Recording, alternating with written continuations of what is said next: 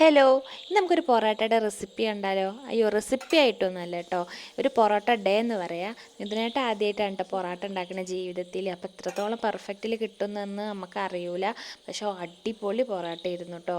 അപ്പോൾ ഞാൻ അവിടെ ഇവിടെ ഓരോ ഷോട്ട് എടുത്ത് വെച്ചിട്ട് ഒരു വീഡിയോ ആക്കി ഇടാമെന്ന് കരുതിയിട്ട് എടുത്ത് വെച്ചതാണ്. എടുത്ത് വെച്ചിട്ട് ഇപ്പോൾ ഒരാഴ്ചയായി.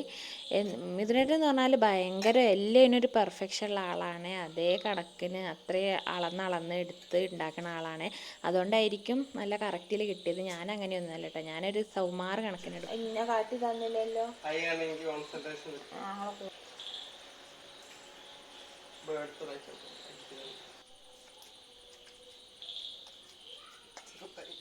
ലോണം അങ്ങോട്ട് കഴിയും. ഞാനൊന്ന് ആക്കി നോക്കിയാലോ? എന്നെ തൊടാൻ പറ്റുമോ?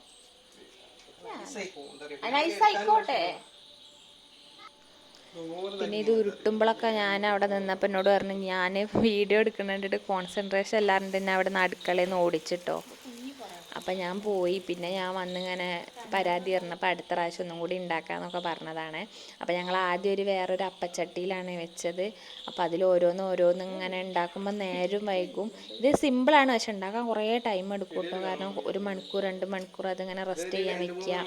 പിന്നെയാണ് നമുക്ക് ഈ മസാല ദോശേൻ്റെ ഒരു പാൻ ഇട്ടിട്ടായിരുന്നു കേട്ടോ, ഇവിടെ അമ്മ വാങ്ങിയതായിരുന്നു, അത് ഓർമ്മ വന്നത്. പിന്നെ അതിൽ 4 എണ്ണം, ഒരു വെടിക്ക് 4 പക്ഷി എന്ന് പറയുന്ന പോലെ പെട്ടെന്ന് ഒറ്റ ടൈമിൽ തന്നെ 4 എണ്ണം ആക്കൂട്ടോ. പിന്നെ ഇതിനായിട്ട് അത്ര വലിയ വലുപ്പത്തിലല്ല, നമ്മൾ ആ ലെയർ കിട്ടണമെങ്കിൽ കുറച്ച് ചെറിയ പൊറോട്ടയായിരുന്നു, പക്ഷെ അത്യാവശ്യം നല്ല ലെയറോട് കൂടിയിട്ട് സോഫ്റ്റ് തന്നെ കേട്ടോ. ഇത് ആദ്യമായിട്ട് ചുട്ടുണ്ടാക്കാന്ന് പറയൂല, അത്രയും ടേസ്റ്റ് ആയിരുന്നു. ഇതിൽ മൈദയല്ല, നമ്മുടെ എഗ്ഗ് അതൊന്നും ചേർത്തിട്ടില്ല കേട്ടോ, എന്നാലും ഭയങ്കര ടേസ്റ്റ് ആയിരുന്നു കേട്ടോ. എനിക്കിങ്ങനെ പുറത്തുനിന്ന് ഞാൻ പൊറോട്ട പൊതുവേ പുറത്തുനിന്നൊന്നും കഴിക്കാത്ത ഒരാളാണ്. പക്ഷെ വീട്ടിലുണ്ടാക്കുമ്പോൾ നമ്മളെങ്ങനെ കഴിക്കാണ്ടിരിക്കുക, പ്രത്യേകിച്ച് നമ്മുടെ ഭർത്താക്കന്മാർ. പിന്നെ ഞാൻ അതിന് നമ്മുടെ പാർട്സ് കറി ഉണ്ടാക്കിയിട്ടുണ്ടായിരുന്നു കേട്ടോ, കുറച്ച് ഗ്രേവിയൊക്കെ ആയിട്ട്. കാരണം പൊറോട്ടയ്ക്ക് നമുക്ക് നല്ലോണം കറി വേണമല്ലോ, അപ്പം കുറച്ച് ഗ്രേവി ആക്കിയിട്ട് ഉണ്ടാക്കിയിരുന്നു. പിന്നെ നല്ല ലെയറൊക്കെ ഉണ്ടായിരുന്നു, നല്ല ടേസ്റ്റ് ഉണ്ടായിരുന്നു. അതുകൊണ്ട് ആദ്യമായിട്ട് ഉണ്ടാക്കാമെന്ന് പറയേയില്ല, അത്രയും എനിക്കിഷ്ടമായി. അതുകൊണ്ടാണ് ഞാൻ ഇതിങ്ങനെ എടുത്തെടുത്ത് പറയണല്ലേ, ആളെ ഞാൻ പൊക്കി പറയുന്നല്ല.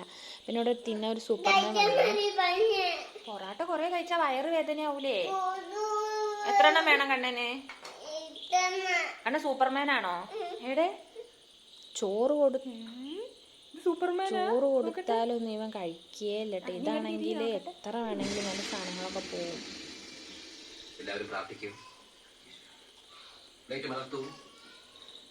കണ്ടോ, ഒറ്റയ്ക്ക് കഴിക്കുന്നത്. ഇതൊക്കെ ഒറ്റയ്ക്ക് കഴിക്കട്ടോ. ചോറ് എടുത്താൽ പിന്നെ അവന് ഓടും കേട്ടോ. ഇങ്ങനത്തെ സാധനങ്ങളൊക്കെ ഒറ്റയ്ക്ക് കഴിക്കാനൊക്കെ ആൾക്കാർ